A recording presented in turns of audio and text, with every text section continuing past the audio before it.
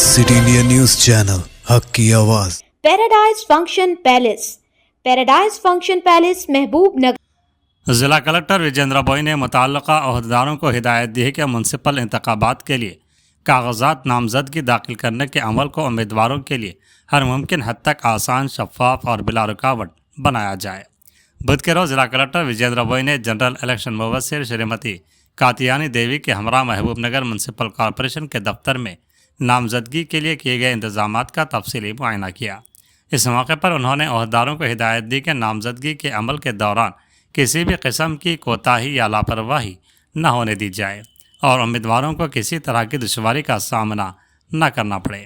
जिला कलेक्टर ने municipal commissioner को हिदायत दी कि कागजात नामजदगी के साथ मुंसलिक किए जाने वाले तमाम ज़रूरी दस्तावेज़ात की वाज़ेह चेकलिस्ट नुमाया मकाम पर आवेज़ा की जाए।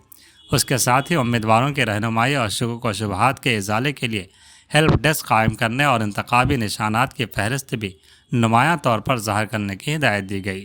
मुआयने के दौरान additional collector local bodies Shivendra Pratap, municipal commissioner, returning officers, assistant returning officers और वार्ड अफसरान भी मौजूद थे।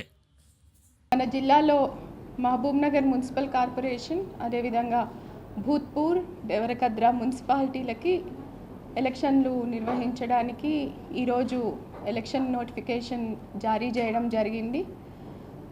మహబూబ్ నగర్ మున్సిపల్ కార్పొరేషన్లో 60 డివిజన్లకి, అదేవిధంగా దేవరకద్రలో 12 వార్డులకి, భూత్పూర్లో 10 వార్డులకి మనం ఈ ఎలక్షన్స్ నిర్వహించబోతున్నాము. ఈ మొత్తం అన్ని మున్సిపాలిటీస్లో కలిపి కార్పొరేషన్తో సహా 320 పోలింగ్ స్టేషన్స్ మనం ఏర్పాటు చేయడం జరిగింది.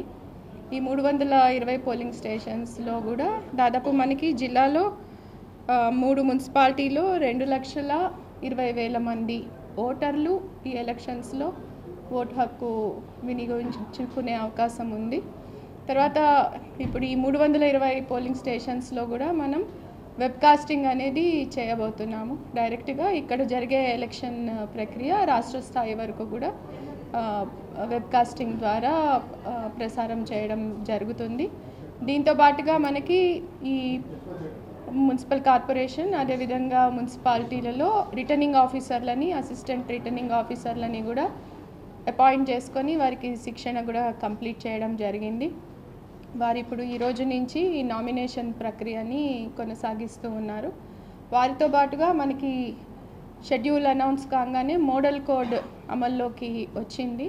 ఈ మోడల్ కోడ్ అమలుని కూడా పర్యవేక్షించడానికి మనం ఈ ఎఫ్ఎస్టీస్, తర్వాత అంటే ఫ్లయింగ్ స్క్వాడ్స్ కానీ లేకపోతే ఈ స్టాటిక్ సర్వేలెన్స్ టీమ్స్ కానీ వాళ్ళందరినీ కూడా అపాయింట్ చేయడం జరిగింది. వారికి మెజిస్టీరియల్ పవర్స్ ఉంటాయి. ఎక్కడైనా మోడల్ కోడ్ వయలేషన్ని కనుక గుర్తిస్తే దాని మీద చర్యలు తీసుకునే అధికారాలు కూడా వారికి ఇవ్వడం జరిగింది. ఇదే విధంగా ఇంకా ఎలక్షన్స్ నిర్వహించడానికి అవసరమైన ఇతర సిబ్బంది అంటే జిల్లా లెవెల్ నోడల్ ఆఫీసర్స్ కానివ్వండి, జోనల్ ఆఫీసర్స్ కానివ్వండి, తర్వాత ఈ ఎక్స్పెండిచర్ మానిటరింగ్ కోసం ఎక్స్పెండిచర్ అబ్జర్వర్స్ కానివ్వండి, వీరందరినీ కూడా నియమించడం జరిగింది. వీరందరికీ కూడా శిక్షణలు పూర్తి చేసుకొని ఈ రోజు నుంచి వీరందరూ వారి పని మొదలు పెట్టడం జరిగింది. సో మన జిల్లాలో ఈ పోలింగ్ 11వ తారీఖు ఎలాంటి ఇబ్బందులు లేకుండా నిర్వహించడానికి, అదేవిధంగా 13వ తారీఖు కౌంటింగ్ నిర్వహించడానికి కూడా కావాల్సిన ఏర్పాట్లన్నీ కూడా చేయడం జరిగింది.